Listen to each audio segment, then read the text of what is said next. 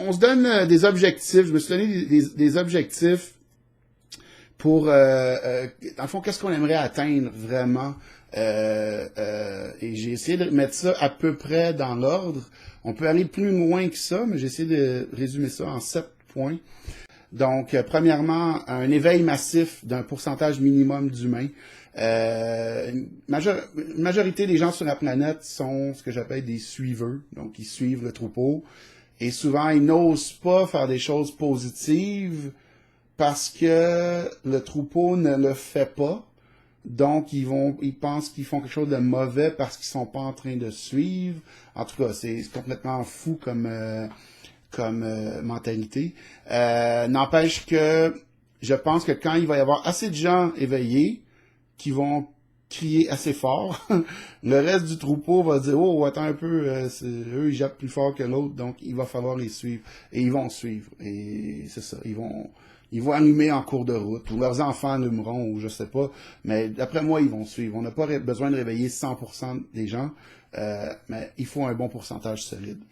Donc, ensuite, la fin du système d'esclavage satanique. OK, quand je dis le mot satanique, le monde va « Oh, qu'est-ce que c'est que ça? » Je suis pas un expert dans le satanisme ou dans le luciférianisme ou dans aucune religion et aucune de ces croyances de fou-là, mais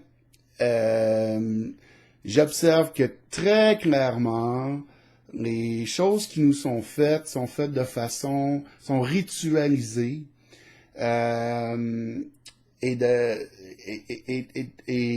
la mentalité des principes sataniques se retrouvent dans ce qu'on nous propose de faire, dans ce qu'on nous amène à faire. Donc, pour moi, on est dans un système satanique. Vous pouvez l'appeler autrement si vous voulez, tu sais, dans le fond, le satanisme, là, c'est pas le petit bonhomme avec les cornes, puis c'est pas ça. L'idée, c'est vraiment le contrôle des autres, l'ego, moi. Tout ce qu'il y a là ne sert qu'à moi, qu'à me servir moi, et je peux en faire ce que je veux. Et c'est ça, et je crois que c'est ça qu'on voit autour de nous. Donc, c'est pour ça que je me permets d'appeler ce système-là satanique. Et donc, pour moi, donc appelez-le comme vous voulez, on doit atteindre la fin du système qu'il y a présentement sur Terre. En gros, c'est ça. Numéro 3, enrayer les guerres. Il n'y a aucune guerre utile. Ça ne sert absolument à rien. Je ne sais même pas si dans l'histoire c'est déjà arrivé. Je sais que maintenant, en 2016, un peuple qui décide on n'aime pas l'autre peuple au point de prendre des armes et de les attaquer, ça n'existe pas. Toutes les guerres sont faites à partir de faux événements false flag. Donc, quelqu'un, un petit groupe va créer un événement pour faire fâcher le peuple. Ils vont blâmer ça sur la personne qui veut l'attaquer ou l'autre peuple qui veut l'attaquer. Leur peuple à eux va dire « Alright, oui, c'est bien, oui, on veut être vengé. » Donc, mais dans le fond, ça vient toujours de la même personne. En tout cas, c'est le principe des false flags. J'ai fait des vidéos là-dessus aussi. Vous pourrez regarder ça. Donc, fin de la guerre, ça sert absolument à rien. Ensuite, retrouver un équilibre environnemental. C'est pas compliqué, c'est une question de survie. On a besoin d'air pur, on a besoin d'eau potable, on a besoin que les animaux vivent, soient bien, que les écosystèmes aient de l'allure. Donc, c'est ça. Un de mes objectifs, c'est de retrouver un équilibre environnemental. Ensuite, enrayer la faim et la pauvreté dans le monde. Il y a assez de ressources pour tout le monde sur la planète.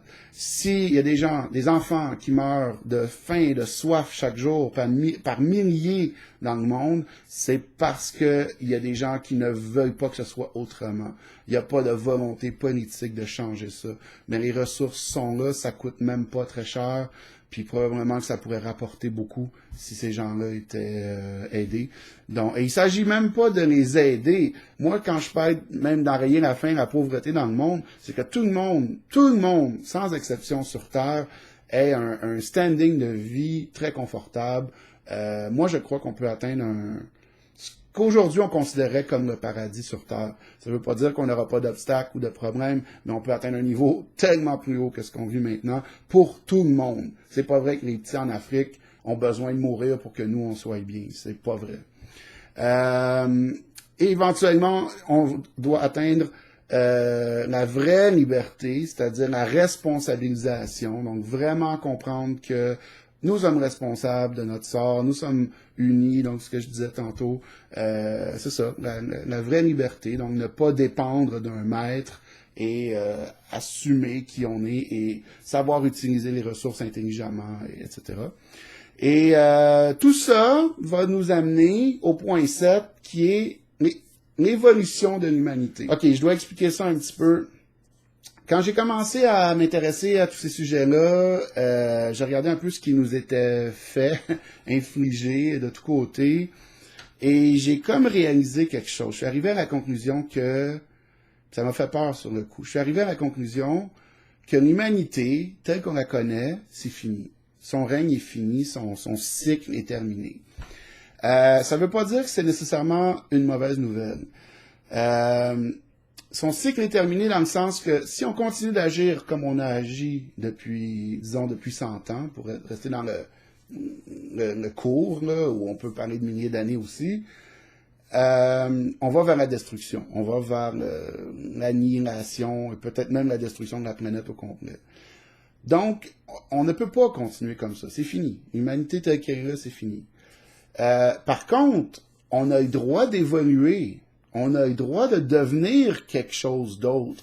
Moi, je crois que si on prend conscience de vraiment de ce qui se passe, du pouvoir qu'on a et qu'on se responsabilise, on n'est plus juste un humain esclave, victime, blablabla. On devient vraiment des humains responsables, qui est un autre niveau. Et j'ai écrit, entre parenthèses, donc pour moi, je dis évolution de l'humanité dans le sens qu'on monte d'une coche, on devient autre chose. Et j'ai écrit, entre parenthèses, civilisation de niveau 1. Je ne sais pas si vous êtes familier avec ce concept-là. Je mettrai un lien dans la description du vidéo parce que j'ai pas le nom du monsieur par cœur en tête, mais c'est un chercheur russe dans les années, ça fait plusieurs dizaines d'années, qui avait élaboré une théorie où il disait s'il y a les civilisations extraterrestres qu'on pourrait éventuellement rencontrer pourraient être catégorisées selon leur capacité à gérer l'énergie. Et il disait une civilisation de niveau 1, c'est une civilisation qui est capable de gérer, d'utiliser intelligemment l'énergie de sa planète au complet.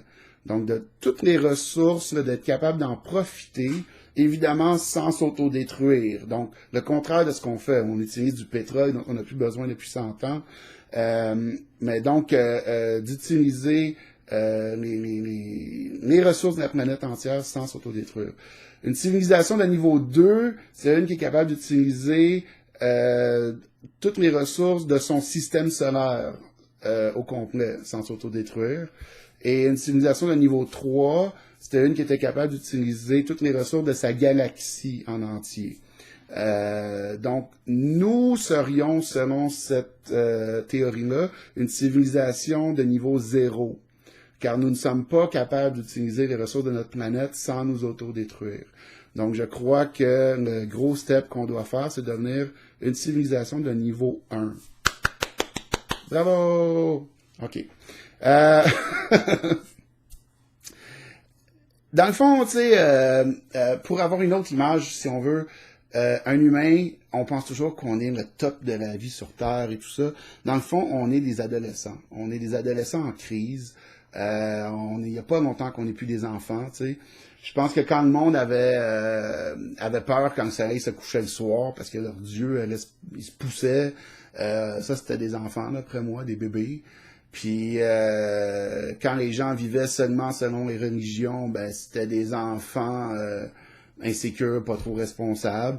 Maintenant, on est des adolescents en crise, on veut tout, on veut pas payer pour, on veut pas se responsabiliser, etc.